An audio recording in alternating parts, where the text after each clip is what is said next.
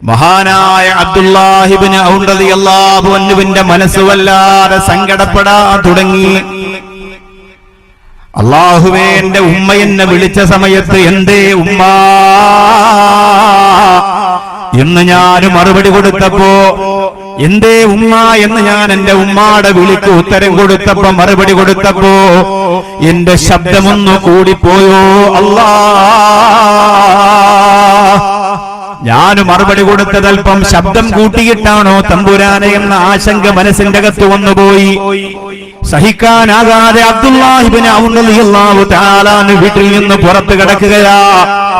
എന്നിട്ട് മഹാനായ അബ്ദുല്ലാഹി ഇബ്നു ഔൻ റളിയല്ലാഹു തആല രണ്ട് വിലപിടിപ്പുള്ള അടിമകളെ വാങ്ങുകയാണ്.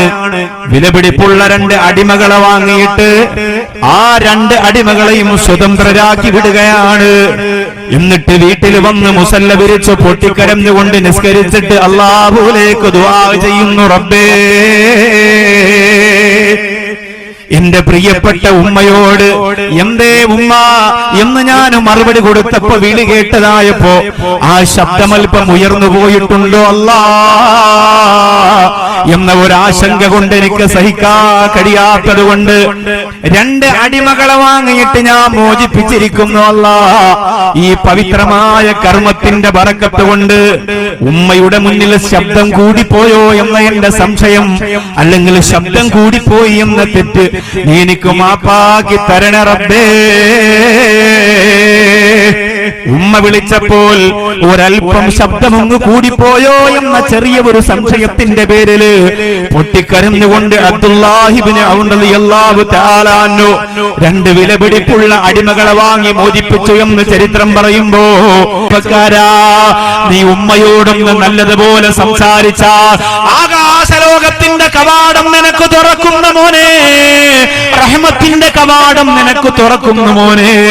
ആ ഉമ്മയുടെ അരികത്ത് നീ ഒന്ന് പോയിരുന്നിട്ട് സന്തോഷിച്ചാൽ റളിയല്ലാഹുവിനോട് അല്ലാഹുവിന്റെ റസൂൽ പറയുന്നു, ഉമറേ, ഒരു മനുഷ്യനെ നീ എന്റെ കാലത്തിന് ശേഷം കാണും ഉമറേ, എന്റെ വഫാത്തിന് ശേഷം നീ ഒരു മനുഷ്യനെ കാണും ഉമറേ. അന്ന് ആ മനുഷ്യനോട് നീ ദുആ കൊണ്ട് വസിയത്ത് ചെയ്യണേ ഉമറേ. ലൗ അഖ്സമ അലല്ലാഹി ലഅബറാ. ആ മനുഷ്യൻ അല്ലാഹുവിനോട് എന്ത് ചോദിച്ചാലും കൊടുക്കും ഉമറേ. അല്ലാഹുവിന്റെ റസൂൽ പറയാണ്, ആ മനുഷ്യൻ അല്ലാഹുവിനോട് എന്ത് ചോദിച്ചാലും കൊടുക്കും ഉമറേ. ആ മനുഷ്യൻ പടച്ചവനോട് കൈനീട്ടിയാൽ, ഏത് സമയത്ത് കൈനീട്ടിയാലും അല്ലാഹു ഖബൂലാക്കും ഉമറേ.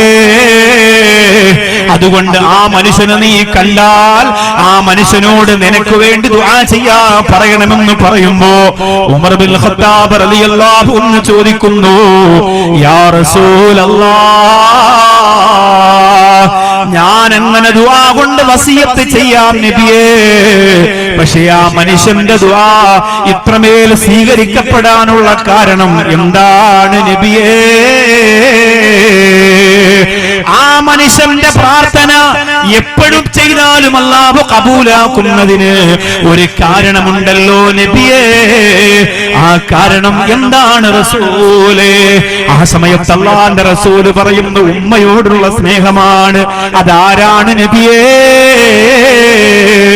യമൻകാരനായ, യമനിലെ കർണനാട്ടുകാരനായ മഹാനായ ഉവൈസുൽ ഖർനി റളിയല്ലാഹു അൻഹു ആണെന്ന് അല്ലാഹുവിന്റെ റസൂൽ പറയാണ്. ഉവൈസ് ഇബ്നു ആമിറുൽ ഖർനി എപ്പോൾ ദുആ ചെയ്താലും അല്ലാഹു സ്വീകരിക്കുന്നതിന്റെ കാരണം എന്തെന്നറിയോ?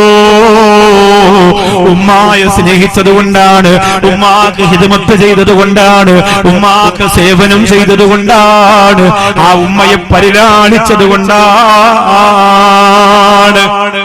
താരാട്ട് പാട്ടോളം മധുരമുള്ള ഒരു ശീലും ഇന്നോളം ഒരു കവിയും പാടിയിട്ടില്ല. ഉമ്മ അതിനോളം സുഖമുള്ള നാമമിന്നില്ല. താരാട്ട് പാട്ടോളം മധുരമുള്ള ഒരു ശീലും ഇന്നോളം ഒരു കവി പാടിയിട്ടില്ല. ഉമ്മ അതിനോളം തുല്യമുള്ള ഒരു നാമമില്ല